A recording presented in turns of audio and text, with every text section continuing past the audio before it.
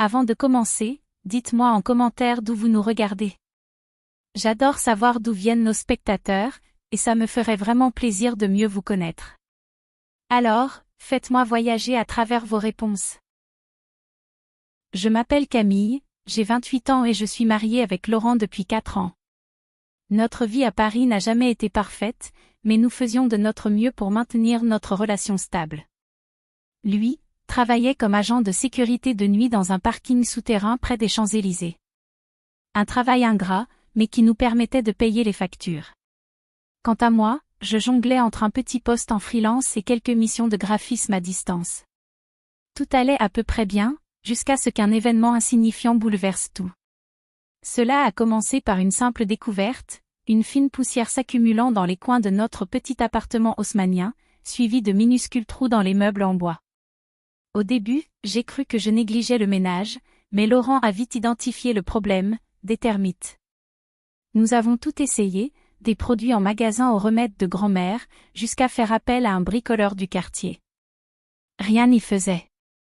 Finalement, après avoir longtemps hésité à cause du prix, nous avons fait appel à une entreprise spécialisée.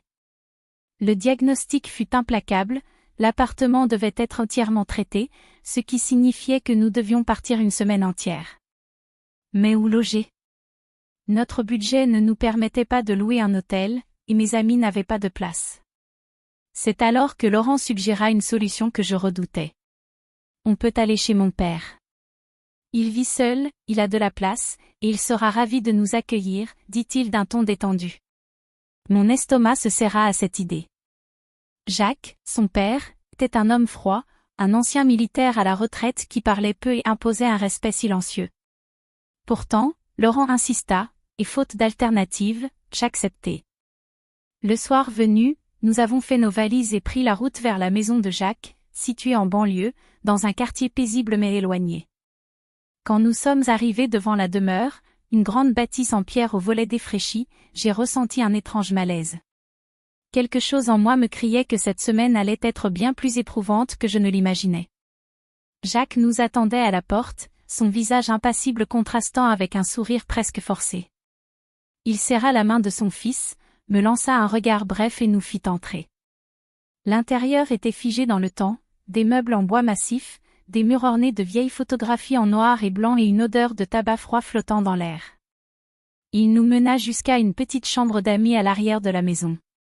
Une pièce exiguë avec une fenêtre donnant sur un jardin à l'abandon. « Installez-vous » dit-il avant de s'éclipser. Laurent, lui, semblait à l'aise. Mais moi, je ne pouvais me débarrasser de cette sensation oppressante. Je n'étais pas la bienvenue ici, ou du moins, je me sentais de trop. Lorsque Laurent partit travailler quelques heures plus tard, je me retrouvai seule dans cette maison silencieuse. Je restai assise un moment sur le lit, incertaine. La télévision était allumée quelque part, sans doute dans la chambre de Jacques, seule présence qui brisait ce silence pesant. Puis, il y eut 3 petits coups à la porte. « Camille, j'ai fait une soupe. Si tu veux manger, viens à la cuisine. » Sa voix grave me surprit. Jacques n'avait jamais été particulièrement chaleureux avec moi. Hésitante, je me levai et me dirigeai vers la cuisine. Là, il était assis, les mains croisées sur la table, un bol fumant devant lui. « Assieds-toi » dit-il calmement. Je m'exécutai, légèrement nerveuse. Il me scrutait d'un regard perçant, comme s'il tentait de deviner mes pensées. Je mangeai lentement, évitant son regard, mais il brisa le silence. « Tu sembles mal à l'aise ici. » Je faillis m'étrangler avec ma cuillère. « Non, non, c'est juste que, je dois m'habituer, » répondis-je maladroitement. Il hocha la tête, un sourire discret au coin des lèvres. « Tu es la bienvenue ici. Ne sois pas aussi tendue. » Malgré son ton rassurant, il y avait quelque chose d'indéfinissable dans son attitude qui me mettait mal à l'aise. La nuit suivante, alors que Laurent dormait après son retour du travail, j'entrepris de nettoyer la maison. J'avais besoin de me changer les idées. Jacques apparut soudainement à l'entrée du salon, m'observant silencieusement. « Tu n'étais pas obligé de faire ça, » dit-il. « Ça ne me dérange pas. » « C'est grand pour quelqu'un qui vit seul, répondis-je. Il me fixa un instant, puis esquissa un sourire étrange. Laurent a de la chance, souffla-t-il avant de s'éloigner. Je ressentis un frisson parcourir mon échine. Ce n'était pas la phrase en elle-même qui me troublait, mais la façon dont il l'avait dite. Plus tard dans la soirée, Jacques suggéra de commander une pizza. L'idée me sembla anodine, et j'acceptai. Nous nous sommes installés sur le canapé, partageant une bouteille de vin rouge. Je ne bois pas souvent, mais ce soir-là, l'ambiance était différente. Après quelques verres, je sentis mes joues s'échauffer. Jacques, de son côté, semblait plus détendu que d'habitude. À un moment donné, mon regard descendit machinalement vers ses jambes. Il était assis avec nonchalance, et je remarquai quelque chose d'embarrassant. Un détail que je ne devrais pas voir. Je détournai le regard immédiatement, mais c'était trop tard. Avait-il remarqué que j'avais vu? Une tension imperceptible s'installa entre nous. Il croisa les jambes subtilement, puis me regarda, impassible. Je me sentis envahi par un sentiment étrange, entre gêne et curiosité. Mon cœur battait plus fort. Pourquoi est-ce que cette situation me troublait autant? Je devrais simplement aller me coucher. Ce que je fis. Mais une fois allongé dans mon lit, le malaise ne me quitta pas. Mon corps était tendu, mon esprit agité. Cette nuit-là, mes pensées furent envahies par une confusion inexplicable. Quelque chose avait changé. Et je savais que ce n'était que le début. La nuit avait été agitée. Malgré la fatigue, je n'avais presque pas dormi. Mon corps était lourd, ma tête embrouillée. Le souvenir de la veille me hantait encore, ce regard échangé avec Jacques, ce moment de flottement entre gêne et autre chose. Quelque chose que je ne voulais pas nommer. Le matin, quand je me suis levée, Laurent dormait encore profondément après son service de nuit. Je me suis dirigée vers la cuisine, espérant qu'un café fort me remettrait les idées en place. Mais en entrant dans la pièce, je me suis figée. Jacques était déjà là, assis à table, lisant son journal. Il releva brièvement les yeux vers moi avant de replonger dans sa lecture. Pourtant, ce simple contact visuel suffit à faire battre mon cœur plus vite. Je m'efforçai d'agir normalement, allant jusqu'à la cafetière avec des gestes mécaniques. Je sentais sa présence derrière moi, un silence presque oppressant remplissant la pièce. Alors que je me servais une tasse, il brisa enfin le silence.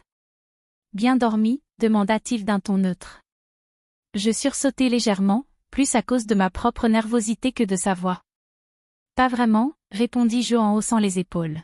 « Je crois que je n'ai pas encore l'habitude de cette maison. » Il hocha lentement la tête avant de replier son journal. Il faut parfois du temps pour s'adapter à un nouvel environnement. Il marqua une pause avant d'ajouter, presque imperceptiblement.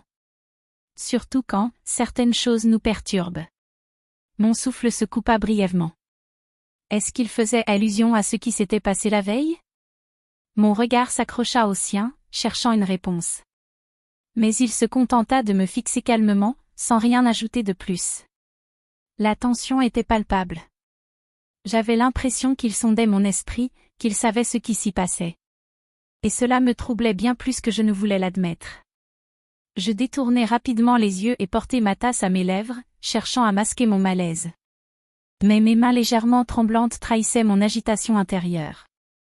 Après cette conversation déroutante, j'ai décidé de sortir un peu pour prendre l'air. Paris m'avait habitué à la frénésie des rues, au bruit incessant, mais ici, dans cette banlieue paisible, tout était trop calme. Ce silence me laissait seule avec mes pensées. Je me suis arrêtée dans un petit café du quartier, commandant un croissant et un cappuccino. Mon esprit vagabondait encore vers la maison de Jacques, vers cette tension étrange qui flottait dans l'air. J'avais toujours été une femme rationnelle, quelqu'un qui ne s'embarrassait pas d'émotions inutiles. Pourtant, je ne pouvais ignorer cette sensation au creux de mon ventre, ce frisson qui me parcourait chaque fois que je croisais son regard. C'était de la culpabilité? De la peur? Ou quelque chose de bien plus dangereux?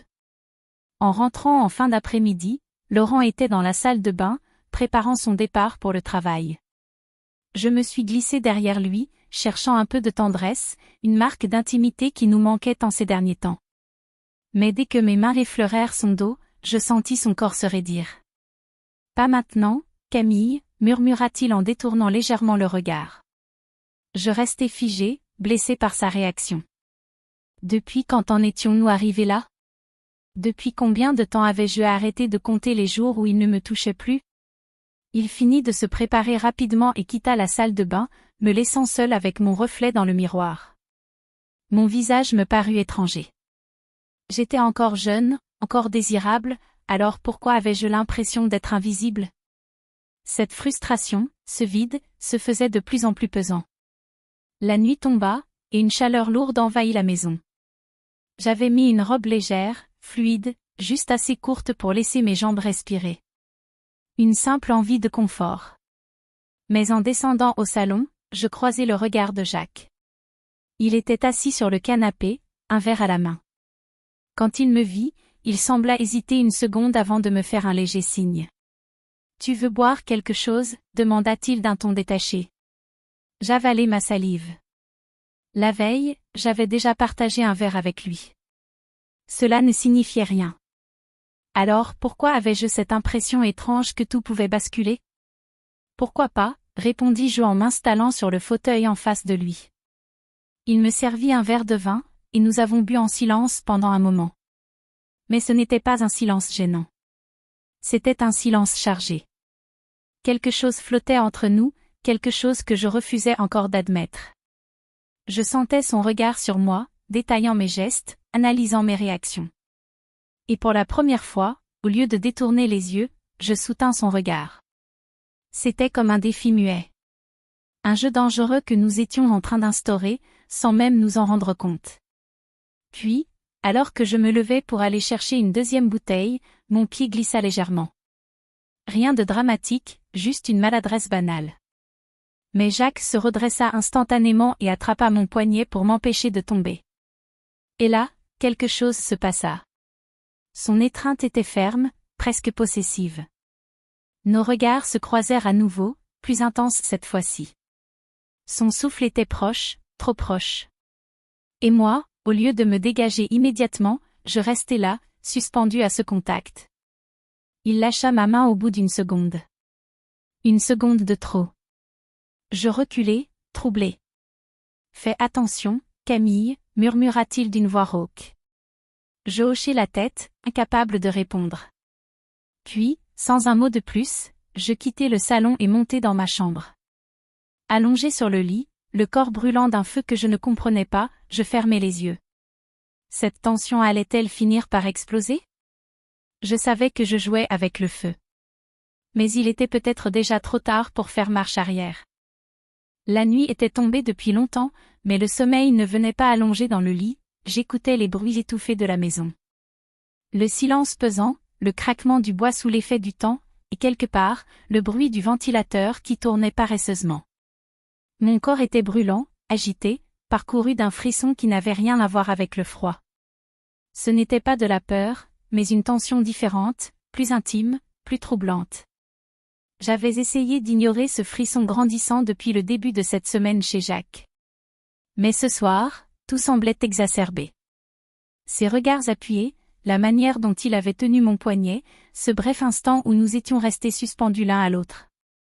J'aurais dû l'oublier. J'aurais dû me tourner vers Laurent. Mais Laurent ne voyait plus rien. Laurent ne me touchait plus. Je me redressai sur le lit et passai mes mains sur mon visage, cherchant désespérément à calmer cette tempête intérieure. Puis, presque inconsciemment, je me levai et sortis discrètement de la chambre. J'avais besoin d'un verre d'eau. C'était une excuse, bien sûr. Mais peu importait. La maison était sombre, seule la lumière du réfrigérateur illuminait faiblement la cuisine lorsque j'ouvris la porte. Je pris une bouteille et bus lentement, sentant la fraîcheur du liquide glisser le long de ma gorge. Puis, un bruit derrière moi. Je me retournai brusquement. Jacques était là, adossé à la porte, me regardant silencieusement. Il portait un simple pantalon de coton et un t-shirt moulant. Une tenue simple, mais qui révélait une silhouette plus imposante que je ne l'avais jamais remarquée. Son regard n'était pas fuyant. Il était direct, pesant. Il me scrutait avec cette intensité qui me brûlait de l'intérieur. « Tu n'arrives pas à dormir ?» demanda-t-il, la voix légèrement rauque. J'avalai ma salive, mon cœur battant bien trop vite. Non, j'avais soif, répondis-je d'une voix plus tremblante que je ne l'aurais voulu. Il ne bougea pas immédiatement. Il me jaugea quelques secondes, puis fit quelques pas vers moi. Je ne reculai pas, bien que chaque fibre de mon être me criait de le faire. Moi non plus, dit-il finalement, avant d'ouvrir un placard et d'en sortir une bouteille de whisky. Il versa 2 verres et m'entendit un. Je n'aurais pas dû accepter. Je le savais. Mais j'ai tendu la main et pris le verre. Nous nous sommes assis à la table de la cuisine. L'alcool glissa dans ma gorge, réchauffant encore plus ce feu déjà bien installé en moi. « Comment tu te sens ici ?» demanda-t-il. Je haussai les épaules, évitant son regard. « C'est différent. » Il acquiesça, puis reprit après un instant. « Tu es différente aussi. » Je sursautai légèrement. « Comment ça ?» murmurai-je. Il posa son verre sur la table et me regarda longuement. Ses yeux étaient sombres, perçants. « Depuis que tu es ici, il y a quelque chose de changé en toi. » Un silence tendu s'installa. Ma respiration était plus rapide, plus lourde. « C'est à cause de Laurent ?» ajouta-t-il finalement. Je me mordis la lèvre, incapable de répondre. Parce que la réponse était oui. Parce que Laurent ne voyait plus rien. Parce que j'étais invisible pour lui. Parce que... Jacques posa sa main sur la table, près de la mienne. Pas un contact direct, mais suffisamment proche pour que je sente la chaleur de sa peau. Il ne te mérite pas, souffla-t-il, presque imperceptiblement. Je fermai les yeux une seconde. Tout mon corps était tendu. Ne dis pas ça, répondis-je d'une voix à peine audible. Pourquoi pas? C'est la vérité. Sa main effleura enfin la mienne, très légèrement, juste le bout de ses doigts sur ma peau. C'était un contact infime, presque innocent, et pourtant, il déclencha un frisson incontrôlable en moi. Je devais partir. Tout de suite. Mais je ne bougeais pas. Nos regards se croisèrent. Il n'y avait plus de fuite possible. Jacques se redressa lentement, s'approcha d'un pas, puis un autre. Il était maintenant à quelques centimètres de moi. Mon souffle s'accéléra. Puis, très doucement, il tendit la main et écarta une mèche de cheveux qui tombait sur mon visage. « Camille » murmura-t-il. C'était la première fois qu'il disait mon prénom ainsi. Comme une promesse. Comme une confession. Je ne sais pas qui a bougé en premier. Lui ou moi. Mais quand nos lèvres se sont frôlées, il n'y avait plus de retour en arrière. Son baiser était lent, hésitant au début, comme s'il attendait un dernier signe de refus de ma part. Mais je n'ai rien fait pour l'arrêter. Au contraire. Je me suis abandonnée. Je ne voulais plus réfléchir. Plus me poser de questions. Ses mains se sont posées sur mes hanches, me tirant contre lui. Mon corps a réagi aussitôt, pressé contre la chaleur du sien, contre cette force contenue qui vibrait sous sa peau. Mes doigts se sont accrochés à son t-shirt, le tissu se froissant sous ma poigne fébrile. Nos souffles s'entrelaçaient, brûlants, affamés. Puis, brusquement, il s'écarta. Son regard était brûlant, mais troublé. Il respirait fort, comme s'il luttait contre lui-même. « On ne peut pas » murmura-t-il. Ma poitrine se soulevait rapidement, et pourtant, une voix en moi refusait d'accepter cette retenue. Je voulais aller plus loin. J'avais besoin d'aller plus loin. Mais avant que je ne puisse faire un geste, avant que je ne puisse dire quoi que ce soit. Un bruit à l'étage. Laurent. Nous nous sommes figés, nos corps encore brûlants du contact interrompu. Puis Jacques fit un pas en arrière. Il détourna le regard, d'un mouvement rapide, recula complètement. « Va dormir, Camille » murmura-t-il avant de sortir de la cuisine. Je restais là, tremblante, encore étourdie par ce qui venait de se passer. Je voulais me convaincre que ce n'était rien. Mais je savais que c'était un mensonge. Ce n'était que le début. Je suis restée un long moment dans cette cuisine, les mains encore tremblantes, les lèvres brûlantes du baiser interdit que Jacques et moi venions d'échanger. Je savais que c'était mal. Je savais que si Laurent découvrait ce qu'il venait de se passer, ce serait la fin de tout. Mais une partie de moi n'éprouvait aucun remords. Au contraire. Le lendemain matin, Jacques évitait mon regard. Il était déjà assis à table quand je suis entrée dans la cuisine, vêtu d'une chemise légèrement ouverte et d'un pantalon en lin. Il semblait calme, trop calme. Mais je voyais son poing serré autour de sa tasse de café. Quand nos regards se croisèrent, une onde électrique me parcourut. Il savait. Il savait que ce qui s'était passé hier soir n'avait pas été un accident. Moi aussi, je le savais. J'ai bu une gorgée de mon café sans le quitter des yeux. Un jeu silencieux, une provocation muette. Il détourna le regard, mais son cou se tendit, révélant une crispation qu'il tentait de cacher. Laurent entra dans la pièce à cet instant, ignorant complètement la tension palpable entre son père et moi. Il nous embrassa brièvement sur le front avant d'annoncer qu'il devait partir plus tôt ce soir pour une réunion avant son service. Une réunion ? Ce n'était pas dans ses habitudes. Un mauvais pressentiment s'installa en moi. La journée passa lentement. Je me surpris plusieurs fois à observer Jacques. Il restait distant, mais je pouvais sentir qu'il luttait contre quelque chose. Moi, je ne luttais plus. J'avais déjà perdu cette bataille. En fin d'après-midi, je décidai d'aller prendre un bain. L'eau chaude caressait ma peau, détendant chaque muscle de mon corps.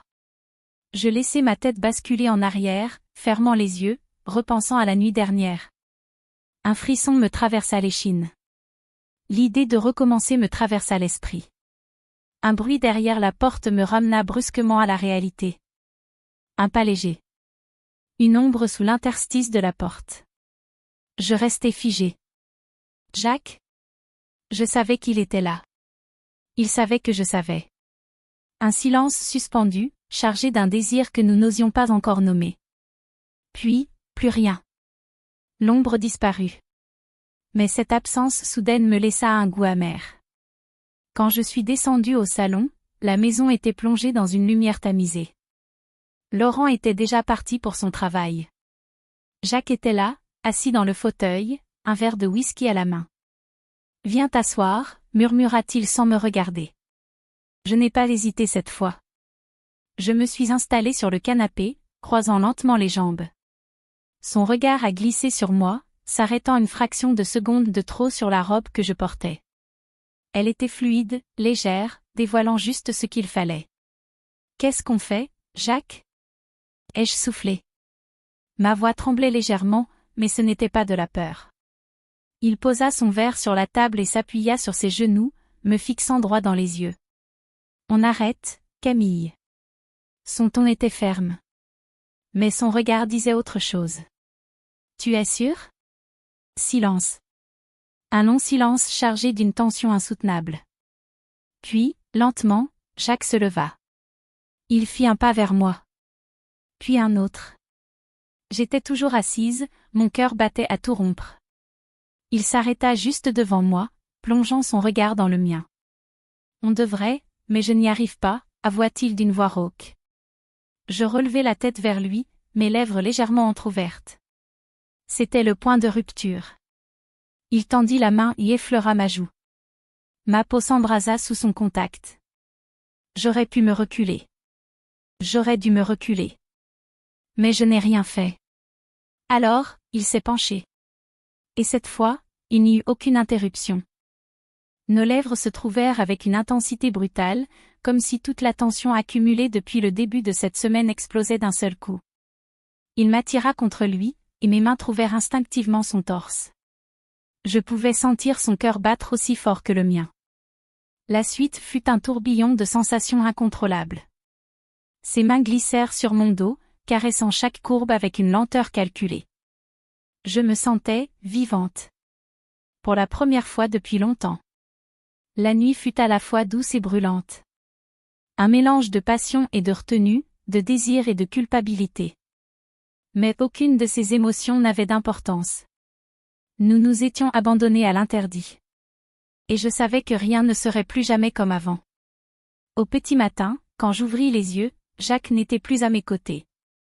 Je restai allongée un instant, repassant les événements de la nuit dans ma tête. Puis je me levai et enfilai une chemise qui traînait sur le sol. En descendant dans la cuisine, je le trouvai, dos à moi, en train de préparer du café. Tu regrettes? Demandai-je doucement. Il se tourna lentement vers moi. Je ne sais pas encore, répondit-il après un silence. Je me mordis la lèvre, hésitante. Puis un bruit. Un vrombissement. Je tournai la tête vers la table. Le téléphone de Laurent vibrait contre le bois. Une notification apparut sur l'écran. Un message. D'un numéro inconnu. Je fronçai les sourcils et tendis la main. Mais lorsque je lus la première ligne, mon souffle se coupa. J'ai hâte de te revoir ce soir. Notre dernière fois était incroyable. Je sentis mon cœur se serrer brutalement. C'était un message d'un homme. Mon monde s'effondra en un instant. Et cette fois, ce n'était pas à cause de Jacques. Le message sur l'écran du téléphone de Laurent semblait briller dans l'obscurité de la cuisine. J'ai hâte de te revoir ce soir. Notre dernière fois était incroyable. Un frisson glacial me traversa l'échine. Ce n'était pas une erreur. C'était un message clair. Et il venait d'un homme. Mon souffle se coupa. Mon esprit se mit à tourner, cherchant une explication rationnelle, mais il n'y en avait pas. Laurent. Mon mari. L'homme qui m'avait ignoré pendant des mois. Celui qui refusait mes caresses, celui qui trouvait des excuses pour éviter toute proximité. Il me trompait. Et pas avec une autre femme. Mais avec un homme. Un bruit de chaise raclée sur le sol me ramena brutalement à la réalité. Jacques me fixait.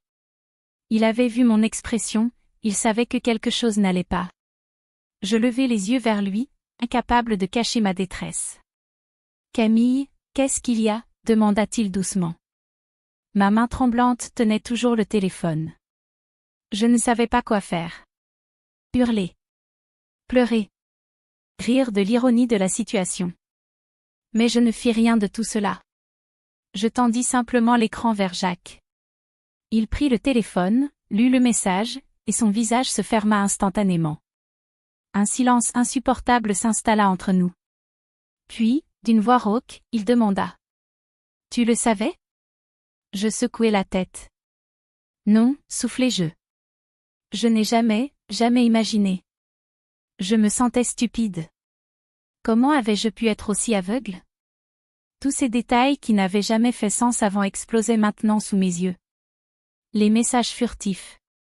Les excuses ridicules. Les soirées improvisées qui n'étaient jamais planifiées. Ce n'était pas moi qui n'étais plus désirable. C'était lui qui n'avait jamais voulu de moi. Pas comme ça. Jacques posa lentement le téléphone sur la table. Son regard était sombre. Tu veux que je lui parle? Je laissai échapper un rire nerveux. Et lui dire quoi? Que j'ai découvert son secret en fouillant son téléphone? Que je suis une épouse cocu mais pas dans le sens où je l'imaginais? Un silence. Puis un sourire en coin se dessina sur les lèvres de Jacques. Ironique, non? Mon cœur se serra. Oui. Terriblement ironique.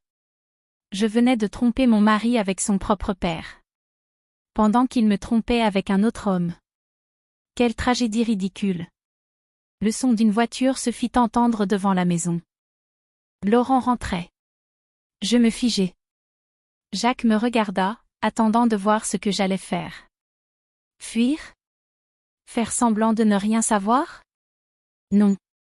Pas cette fois. Je pris une profonde inspiration, et avant même que la porte d'entrée ne s'ouvre, j'avais déjà pris ma décision. J'allais affronter la vérité.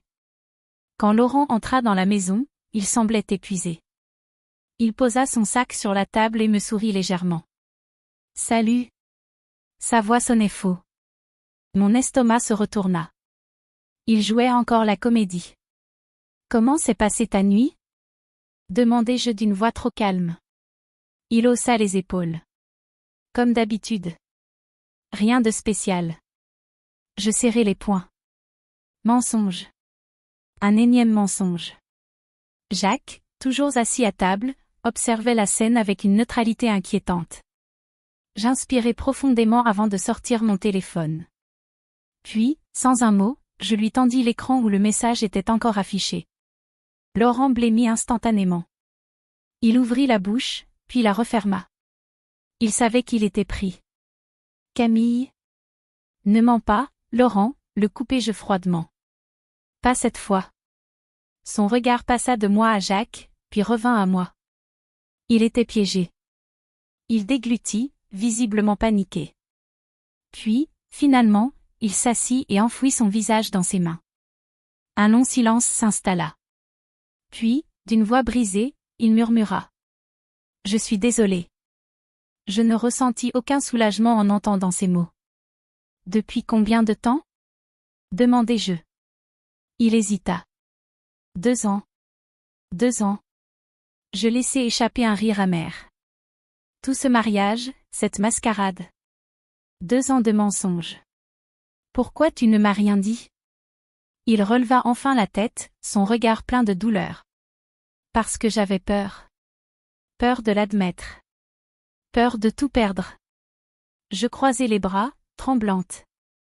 Peur de tout perdre, mais tu as continué. Il hocha la tête, incapable de répondre. C'était fini. Tout était fini. Jacques se leva lentement et posa une main sur mon épaule. Un geste subtil, mais qui voulait tout dire. Laurent le remarqua. Son regard se figea sur nous. Vous? Sa voix était faible, hésitante. Il nous regarda. Puis il comprit. Je vis la réalisation frapper son visage comme un éclair. Non, murmura-t-il. Je ne baissai pas les yeux. Je ne me cachai pas. Si, répondis-je simplement. Jacques, lui, resta silencieux. Mais il ne recula pas. Il assumait, tout comme moi. Laurent recula d'un pas, la main sur la bouche, son regard passant de son père à moi. Puis il éclata de rire. Un rire amer. Un rire fou. Putain, c'est le karma, lâcha-t-il finalement. Puis, sans un mot de plus, il attrapa son sac et sortit de la maison. Je l'entendis démarrer sa voiture. Il était parti. Et cette fois, je savais qu'il ne reviendrait pas. Jacques et moi restâmes seuls dans la cuisine. Je me laissai tomber sur une chaise, vidée de toute émotion. Je devrais être en train de pleurer, soufflai-je. Il me regarda en silence. Puis, après un long moment, il déclara. Peut-être. Un sourire en coin étira mes lèvres. Puis je relevai les yeux vers lui. Mais je ne le regrette pas. Il hocha la tête, son regard brûlant plongé dans le mien. Moi non plus. Un silence. Puis, lentement, il tendit la main et effleura la mienne. Le début d'une autre histoire. Une histoire que je n'avais jamais imaginée.